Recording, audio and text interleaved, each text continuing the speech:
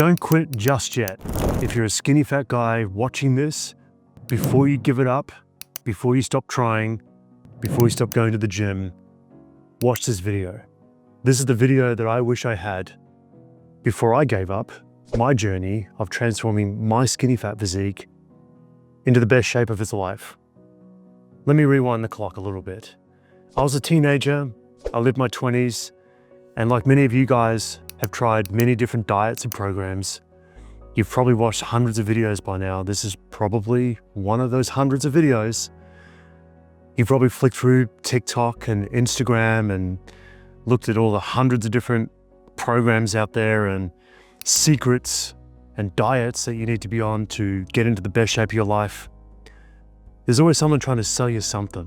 When I started my journey as a teenager and in my early 20s, I didn't have TikTok, Instagram, YouTube. I had fitness magazines. I looked at these fitness magazines and I would do the workout of the week. I would follow these celebrity diets in these magazines. And I thought if I just followed their program in the magazine and followed the diet they were eating, that I could probably get the same result as like Ryan Reynolds or something to that effect. Now, this never happened. I was severely disappointed. I found myself wasting a lot of time in the gym, doing useless workouts, and just feeling frustrated. Felt like I was wasting my fucking time. I had a friend around me at the time who told me it was my genetics. My skinny fat genetics were the reason why I couldn't build muscle and lose fat and get into shape. At first, I didn't believe him, but then eventually I started to believe him. I stopped trying. I stopped training. I stopped eating clean and eating vegan and eating as a pescatarian, and I gave up. For most of my 20s, I didn't train. I didn't care. I started eating junk food. I started eating donuts.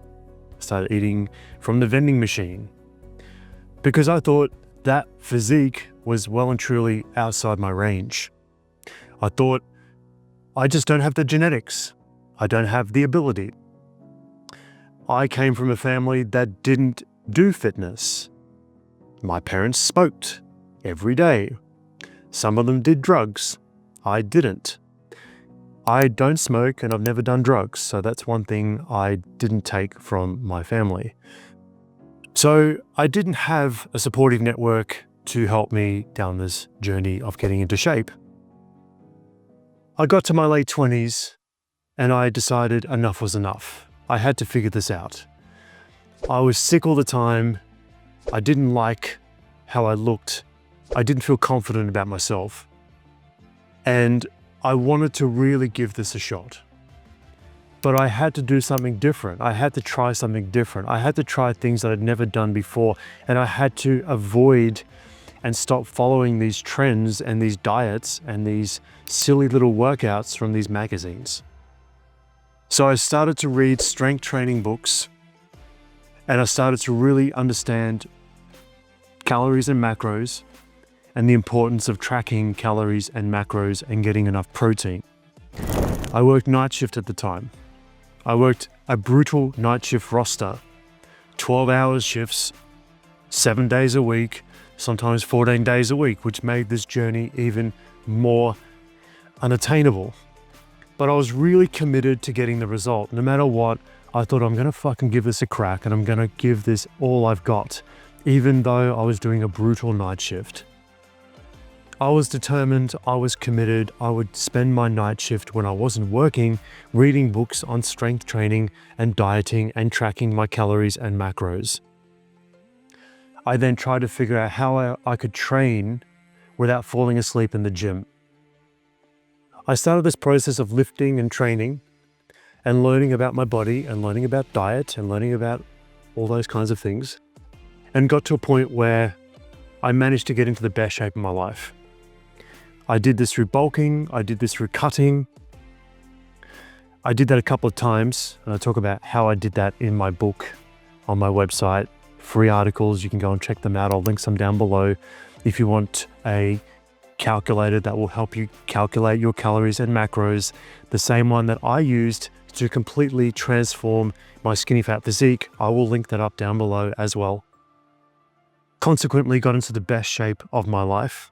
Went on to compete and win a number of fitness competitions, first place. Then went on to do Muay Thai kickboxing training. Then went on to do high rocks competitions. Well, one competition. I've done my first high rocks competition a few months ago, just before turning 40, in the best shape of my life. All of this, my friends, without ever taking performance-enhancing drugs, no steroids, no peptides, nothing.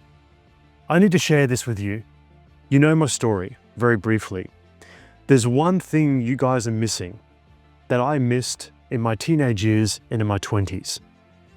I picked it up in my late 20s, early 30s. And that's this concept that you don't want to hear. It's called patience. You need patience, my friends.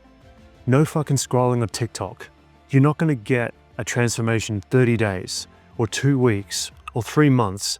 It doesn't work like that. And even if you do, there's a very high statistical probability that you're going to regain that weight again after your transformation. So how do you transform your physique and maintain it? Because that's what we really care about. My friends, I completed my transformation in my early 30s. I was about 32, 33 when I stepped on stage for the first time, and I quote unquote finished my transformation. I've then maintained that transformation for the following 7 or 8 years. I'm now 40. I've shown you some photos that I took only a few days ago. I've maintained this physique. I've not regained the weight that almost everybody regains when they go through a 30-day transformation. My friends, patience. We're going to talk more about patience in a second. But patience combined with habits is what will not only shred you down and lose body fat and also build muscle, but the habits around the transformation is what's going to keep that transformation. You're going to maintain that transformation just by the habits you form by going through your transformation over a period of time. If you do your transformation over a 30-day, 60, 90-day window, you would have not likely formed the habits necessary to maintain the transformation for the long term.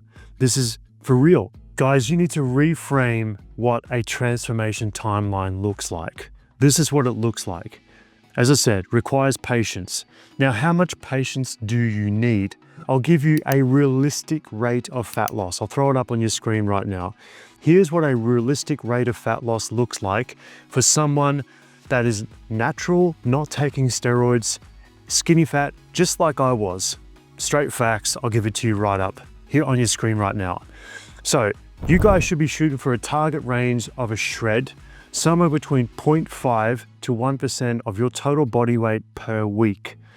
An example of this, if someone weighs around 80 kilos or say 190 pounds or so, that would be a total loss of around 0.4 to 0.8 kilos per week, or around 1.6 to 3.2 kilos per month. This is considered to be sustainable and preserves muscle mass in the process of shredding. Because when you're shredding, guys, you don't want to lose muscle mass. I've made that mistake, right? You want to preserve as much muscle in a shred. And so therefore you need to keep the rate of weight loss healthy and sustainable. And so you track your calories, you track your macros, and you try and shoot for an average loss of somewhere in that ballpark range. Now, of course, you can go through a body recomposition and not really lose any weight, because your body is losing fat and building muscle at the same time, which is only really something that an absolute beginner in the first 6 months will go through. But if you have a high body fat percentage, my friends, then somewhere between, as I said, 0.4 to 0.8 of a kilo per week is a realistic and healthy rate of weight loss to kind of shoot for, and then you can adjust it from there. If you go faster than this as you get leaner, then you increase the risk of muscle loss and slowing down your metabolism, and then the rebound weight gain is very real. You'll end up putting a lot of that weight back on at the end of your shred. Now, when it comes to building muscle, here is a realistic rate of building muscle, okay? As a natty, natural guy, not taking steroids. If you're taking steroids or have intentions to take steroids, I can't help you, mate, because it's outside my scope. I have no fucking idea. I just stick to like doing everything naturally. Even now as a 40-year-old dude, never taken anything in my life. So I'm just going to stick to giving you the natural, non-enhanced, realistic numbers for building muscle. As a skinny fat dude, I'll throw it up on your screen right now.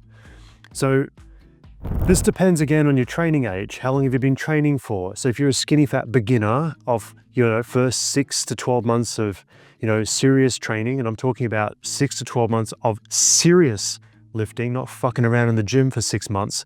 I'm talking about 6 to 12 months of consistent lifting. You're considered to be a beginner. Then you could expect to gain somewhere between 0.9 to 1.2 kilos of muscle per month. That's lean muscle.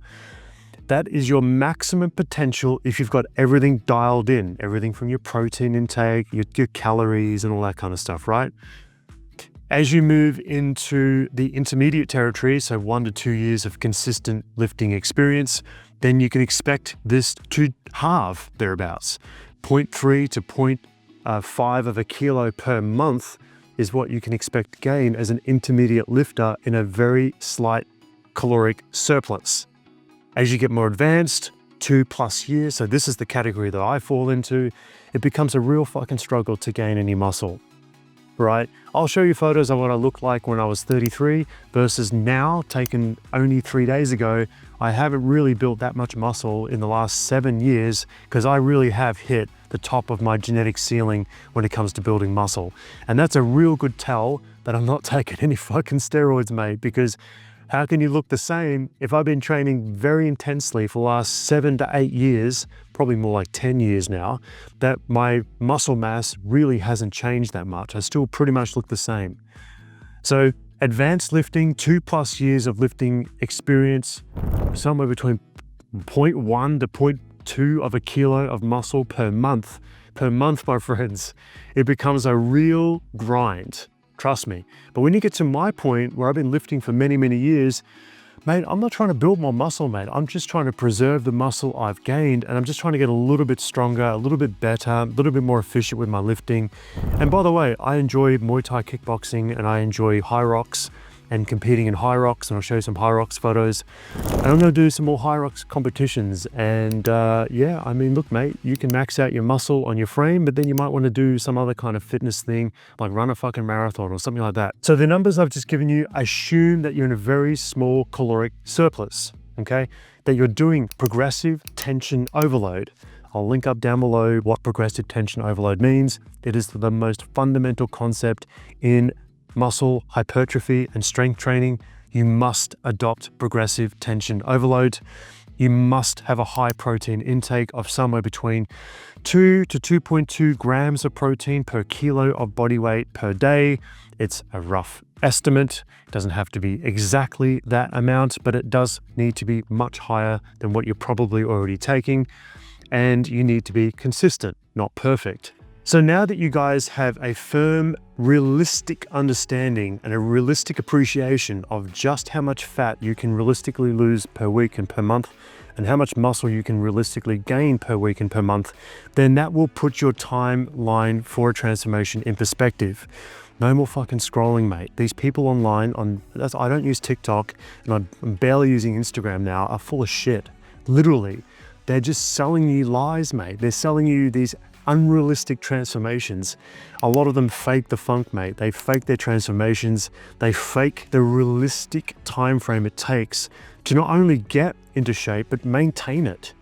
And I speak with a lot of authority on this because I've maintained my physique the way it is now for about 7 or 8 years, but I started my transformation about 10 to 12 years ago. So like, I know what it takes as a skinny fat dude, not taking steroids, to actually get a transformation and to maintain it. It takes a lot longer than what a lot of people will make out to believe. But at the end of the day, mate, it's not going to take you for the rest of your life. It's not going to take you 10 years. As I said before, I started my proper strength training and proper dieting and tracking my calories when I was just about to turn 30. And then when I got to age 32 or 33, then I did my first amateur show where I got up on stage and I started flexing my muscles and whatever. And then I won first place in 2 separate divisions. And then I later went on to the world titles for my federation, and I got 5th place in the world titles for my federation. And although, yeah, 5th place is not 1st place, but mate, the point is that I turned it all around in about a 2 to 2.5 year window. And then the mission after that was just maintaining the physique. And I did that through doing things like Muay Thai kickboxing. I continued with my strength training.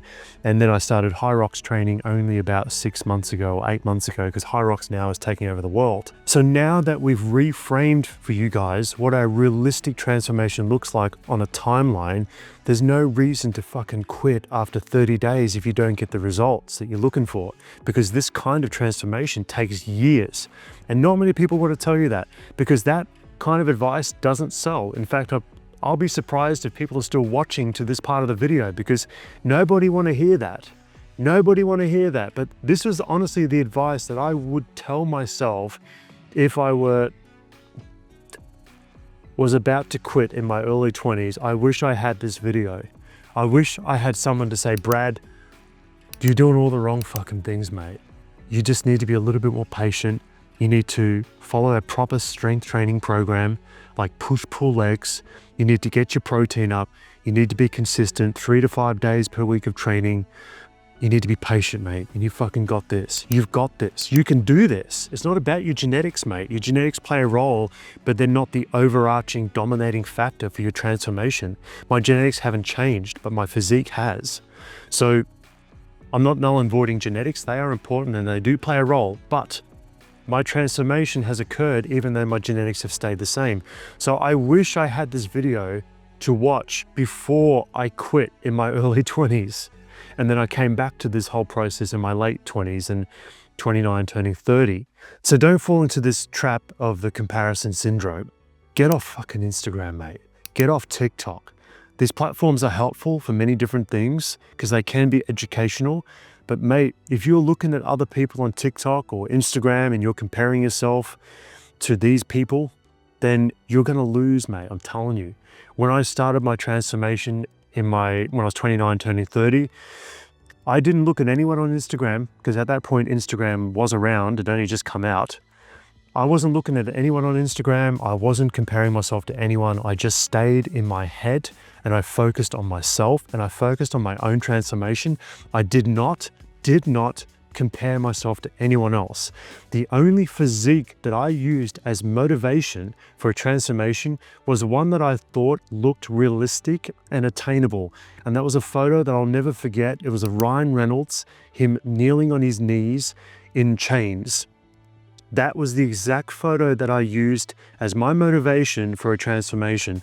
There's nothing wrong with getting inspiration from TikTok and Instagram and YouTube and whatever, but do not use these people and these photos of the idealistic physique that you want to have as the thing that's going to completely dominate your transformation. Just use them as inspiration, but at the end of the day, mate, just focus on your own training, focus on your own tracking of your calories and your macros. Stay the course, stay patient. This does take time, but it's not going to take the rest of your life. You are not broken. Your genetics are not fucked. Maybe you've been told that your genetics are fucked, but they're not. You've got the genetics to be strong. You've got the genetics to be in the best shape of your life. We're not born to be weak. We're born to be strong. We're born to have a level of muscle that's in congruency with our genetic potential. This is going to take time, and whether you do this or not, time is going to pass. So at the end of the day, mate, you've got this. Put your head down. Don't focus on anyone else. Focus on your own transformation. Focus on your own journey. Use these photos on Instagram and TikTok or wherever it is as inspiration only. You don't have fucked up genetics. Your genetics are just fine. You're not meant to be born weak and soft. Your genetics have given you the capacity to be strong and lean and muscular. You've got the capacity for this. You just got to stay the course, put your head down, focus on training, focus on the concepts of progressive tension overload, focus on the fundamentals of lifting and dieting and macros and protein and rest and recovery and hydration. Stuff that I talk about in other videos. Mate, don't overcomplicate this. Don't. Use a couple of photos as inspiration, and that is it. You're in your own head. Go and do this, mate. And I'm telling you now, in 12 to 18 months from now, you're going to look in the mirror and go, I'm so glad I did this, rather than, I wish I had started. I'll see you in the next one.